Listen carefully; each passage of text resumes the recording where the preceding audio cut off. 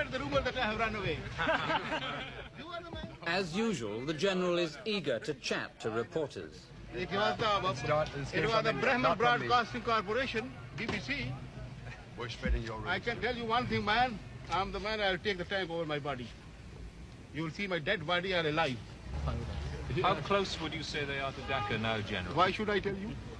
They say they're going to be here very early next week, General. Let them be. I am ready.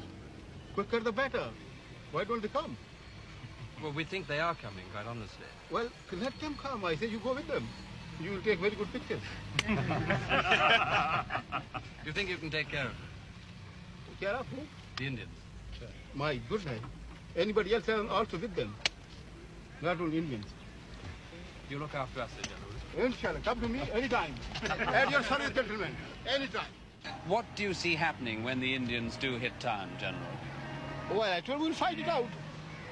Is there a real possibility of street-by-street fighting? Inshallah, we'll keep them away. The feeling is that you don't have enough men here in the town to put up a big fight. Makes no difference. I never show my men. Will you make any attempt at a conditional surrender? No, sir. The question is either we live or we die.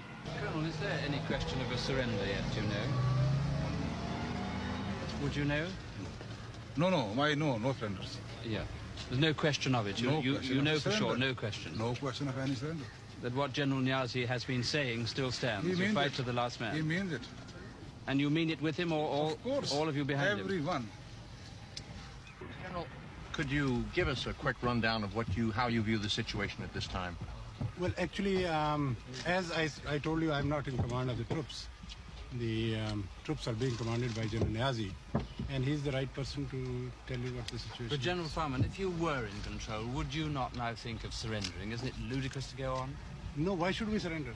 And the news that has just reached me is that Yahya Khan has given the order to surrender in the east. In fact, he gave his agreement to this at 4 o'clock yesterday afternoon. Over lunch, the defeated General Niazi is equally frank. He confirms what we think we already know, that he kept fighting long after the war was lost because President Yahya tricked him into believing the Americans and the Chinese were going to join the fight to save East Pakistan from collapsing. When I suggested to General Niazi that he made a major tactical blunder in defending the prestige border towns instead of withdrawing to a defensive area around Dhaka, he says, "Yes, I know all that, and so did my commanders. We argued for a different strategy, but we had our orders, and we obeyed them because we are soldiers." At dusk, Indian paratroops arrived for the formal surrender ceremony on Dakar racetrack. A damn good run, huh? You had right through.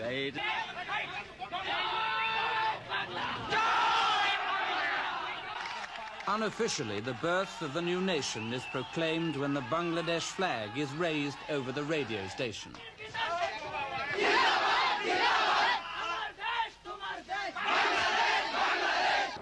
In the midst of all this confusion, the Indians finally arrive. Were there moments where they did really put up a fight to the death? Oh, yes. I think practically everywhere. The Pakistani soldiers fought extremely well, I must say. In fact, I would say at times it was so fanatical. Then I've sort of said, look at this man, he's just dying for something, where he has no business to be just come charging across. It's just ridiculous at times. I felt very sorry, in fact. It seemed to us that you've taken your time. We've been expecting you for days, 4 or 5 days. Yes. What was holding you up particularly? Was it just the politics of the situation, or was it the fighting? Well, I mean, we were not in a particular hurry, really. I mean, in the sense, we wanted to finish this as quickly as possible, but you know how it is. I mean, you don't want to lose too many men in the bargain. I mean, I'd like to save my men and yet win a battle if possible, rather than have them massacred. Because, I mean, this morning I lost 3 of my men, and this happened half an hour before the ceasefire or whatever it was. Would you say that the truth is that you really didn't have a chance from the very beginning of the war, once there was a war started? I am not willing to give any interview, please. Sir, you are at liberty Honestly, not to say anything. See, no. I mean, I can talk to you. Just a second, a little later. At the moment, some ceremony is to go on.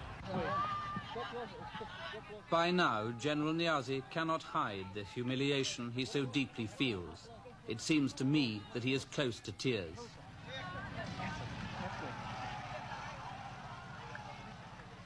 And suddenly, we all feel desperately sorry for the once blustering general. At this moment, I think most of us would have given almost anything to see Yahya Khan in General Niaz's place. The change of ownership of one of the most populated and poorest parts of the world is now being confirmed.